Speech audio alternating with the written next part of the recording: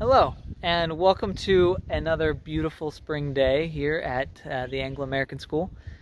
For anyone who doesn't know me, my name is Matt Horne, and I'm the elementary school principal. One of my favorite parts of my job is getting to see our children produce amazing evidence of their learning every day.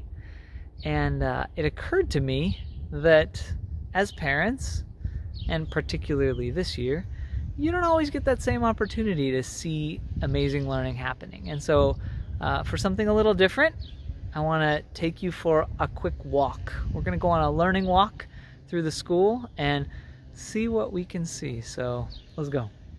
Okay, so today is an average spring day, and let's just go ahead and take a walk. We'll start with pre-kindergarten and go all the way up through grade 5 and see what we can see in the hallways and maybe pop into a couple of classrooms, and we're going to look for some learning. All right, look at this. This is where pre-K starts their day. They all come and sign in, and just above this we can see that they've been working on some science units, asking questions. What do we already know about ants and their homes? Even in pre-K, there's a lot of great inquiry thinking. Here we are outside KGA, where they're celebrating an important part of kindergarten, which is the daily circle and calendar, where they look ahead and look backwards. And at this point in the year, they're celebrating an entire year of learning, memories and connections all the way through the year. And here we are outside KGB. They're celebrating their writing, which is right next to a big collage of photos of these students from all over Bulgaria as they learn about their own country and do some writing and thinking. Here's a great example of some class artwork from pre-kindergarten, kindergarten, and first grade. And not only are they learning about art skills, but they're also learning about cross-cultural connections and collaboration within our school.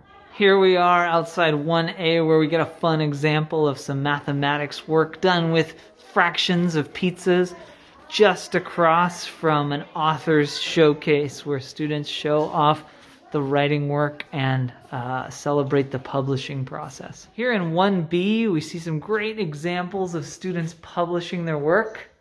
And one of the things I love very much is seeing the progress and the growth as students draft and finally publish their work. In another example of cross-cultural connections, even our French classes are making links to Bulgaria, Bulgarian flags, and foods as they learn a new foreign language. Here's a great celebration of 2A and their models about the playground through inquiry, right next to an exploration they've been doing about reading genres. Here's a great example from 2B of students contributing to anchor charts to help guide their learning. Students have contributed to these thinking maps that they'll later be able to use as they write and read poetry. Our learning norms and learning habits are just as important as the academics. And here in 2C, they've celebrated ways that they have exhibited the learning norms of our school. In Bulgarian foreign language, students are building models and learning about the parts of a house. They're learning about clothing and animals. Here's a great example outside 3A of representing our thinking in multiple ways. You can see how many different ways and how flexible our students are in their thinking. 3B and their study of species looked at adaptations, and each got to select their own animal that appealed to them. Student choice is an important part of motivation. We're just outside the gymnasium here, and there's a great example of bringing inquiry and reflection into the specialist classes. Here in 4A, we see so many examples of how students have contributed to making this a community where they all belong and they're all a part. And here in 4B, right next to the math manipulatives, we see many examples of students showing different ways to solve the same kind of problem. Here outside 4C, we see a project of art mixed with poetry, mixed with a social emotional lesson of self-image.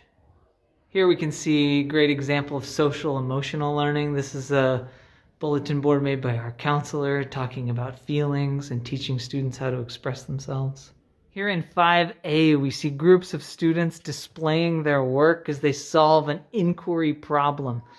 The really important thing here is not the answer, but showing their mathematical thinking.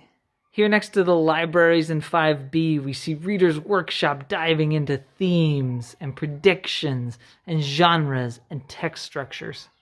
Thank you for joining me on this learning walk. I hope you enjoyed it as much as I do every day, and you can definitely be proud of your children because I know I am. Take care.